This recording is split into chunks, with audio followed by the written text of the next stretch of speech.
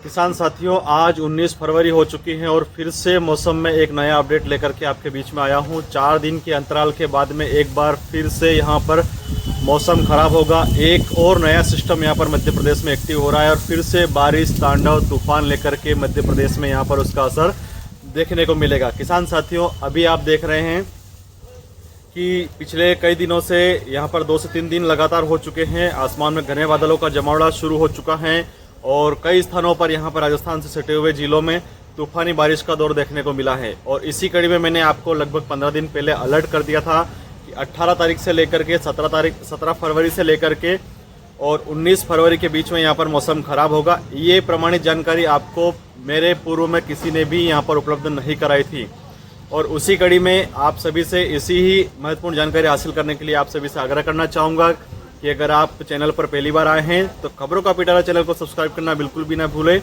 मैं हूं आपका शुभचिंतक पटेल नानालाल बंबोरिया और मध्य प्रदेश में एक बार फिर से मौसम किस समय खराब होगा वो तमाम जानकारी इस वीडियो के माध्यम से आज आपको मिलने वाली है। किसान साथियों, आज 19 फरवरी हो चुकी है और जैसा कि मैंने कल दोपहर की पोस्ट में भी आप सभी को अलर्ट किया था कि 18 फरवरी को शाम को 6 बजे के बाद में राजस्थान से सटे हुए जिलों में तूफानी बारिश का दौर देखने को मिल सकता है। और उसी कड़ी में आपने देखा होगा रात में कई स्थानों पर तांडव नृत्य यहाँ पर मौसम ने किया है और उसी कड़ी में आज 19 फरवरी को सुबह से ही कई स्थानों पर बारिश भी हो रही है और आज मेरे गृह क्षेत्र में भी सुबह के समय में बारिश हुई है। रात्रि में काफ़ी यहाँ पर नुकसान हुआ है। काफ़ी गेहूं की जो फसलें हैं वो ज़मीन पर चादर की तरह बीत चुकी हैं।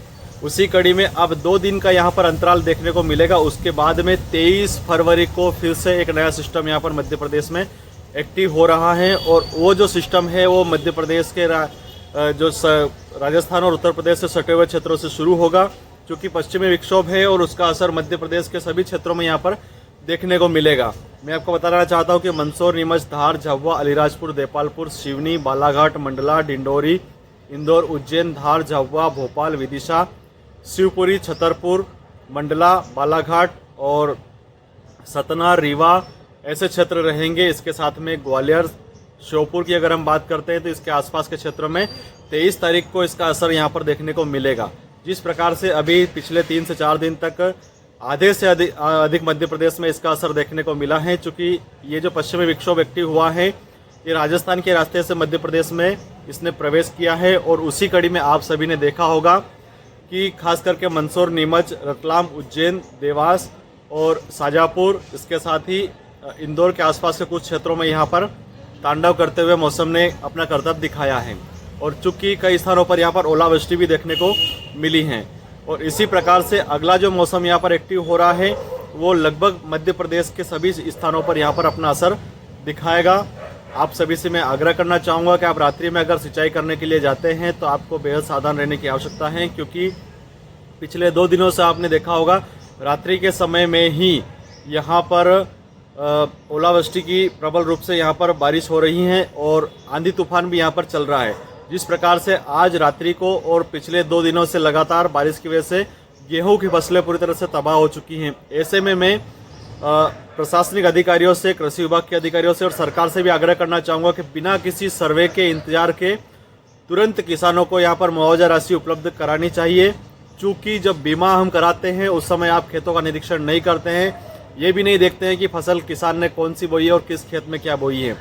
केवल गिरदावरी के आधार पर आप फसलों का बीमा कर देते हैं। उसी प्रकार से आज किसान हताश है, परेशान है, मायूस है और पूरी तरह से लगभग बर्बाद हो चुका है। ऐसे में तुरंत यहाँ पर राहत राशि प्रदान की जाए, बीमा उपलब्ध कराया जाए। मध्य प्रदेश में कई स्थानों पर पिछले दिनों भी यहाँ पर किसानों को सोयाबीन का बीमा नहीं मिला था। मेरा जनप्रतिनिधियों से भी आग्रह करना चाहूँगा कि अपने क्षेत्र की जनता का थोड़ा सहयोग करते हुए आप समय पर सभी किसानों को बीमा राशि उपलब्ध कराई जाए, ताकि इस असामयिक घटना के समय और जो किसान अभी हताश और परेशान है ऐसे में शासन की तरफ से सहयोग मिल सके। एक बार और आपसे आग्रह करना चाहूँगा कि आगामी 23 फरवरी को फिर से आपको सावधान रहने की आवश्यकता है। बीच में 2 से 3 दिन यहाँ पर मौसम लगभग खुला रहेगा, आसमान में बादल रहेंगे, लेकिन बारिश की संभावनाएं नामात्र देखने को मिलेगी। जिस प्रकार से यहाँ पर उत्तरी हवाएं चल रही हैं और दक्षिण हवाओं की जो फाइट यहाँ पर हुई है, और उसी कड़ी में मैंने पिछले वीडियो के माध्यम से आप सभी से कहा भी था कि यहाँ पर दोनों दिशाओं से जो हवाएं टकराएगी उसकी वजह से निश्चित तौर पर यहाँ पर कहीं ना कहीं तांडव होता हुआ नजर आएगा। और इसी प्रकार से यहाँ पर जो अगला मौसम बन रहा है वो 23 फरवरी को फिर से बन रहा है। 23 फरवरी को लगभग 2 से 3 दिन के लिए मौसम यहाँ पर फिर से खराब होगा। ऐसे में यहाँ पर आपको बेहद सावधान रहने की आवश्यकता है। उसके अनुसार ही आप फसलों की सिंचाई करें और वाहन चलाते समय आपको बेहद सावधान रहने की आवश्यकता है, क्योंकि कई स्थानों पर यहाँ पर आप देखेंगे तूफानी बारिश की वजह से कई स्थानों पर एक्सीडेंट होते हुए भी नजर आ रहे हैं। इसके साथ ही एक और महत्वपूर्ण बात आपको यहाँ पर बताना चाहता हूँ कि इसमें रोग प्रतिरोधक क्षमता भी आपको बढ़ाने की आवश्यकता है। जिस प्रकार से यहाँ पर दिन के समय में गर्मी और रात्रि में यहाँ पर ठंडी लहरें चल रही हैं, ऐसे में स्वास्थ्य को लेकर के बेहद सजग रहने की आवश्यकता है और आपका स्वास्थ्य यहाँ पर बिगड़ भी सकता है।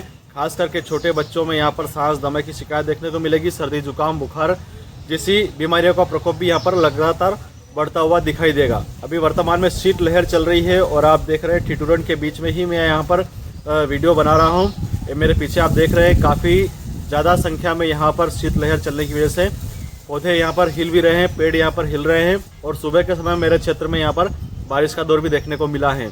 ये जो बारिश है बीच में आपको 2 दिन अंतराल देगी, उसके बाद में यहाँ पर 23 फरवरी से फिर से नया सिस्टम यहाँ पर एक्टिव होगा। तो आप सभी से आग्रह करना चाहूँगा, चैनल पर अगर पहली बार आए हैं चैनल को सब्सक्राइब अवश्य कर लीजिएगा, ताकि समय रहते इसी प्रकार की महत्वपूर्ण जानकारी आपकी मोबाइल की स्क्रीन पर सबसे पहले आप तक पहुँच सके और आप समय पर सतर्क हो सके। वीडियो को अधिक से अधिक शेयर जरूर कीजिएगा। इसी आशा और विश्वास के साथ आपका शुभचिंतक Nanalal Bamboria, TV news reporter Khachrod. जय हिंद, जय भारत, जय जवान,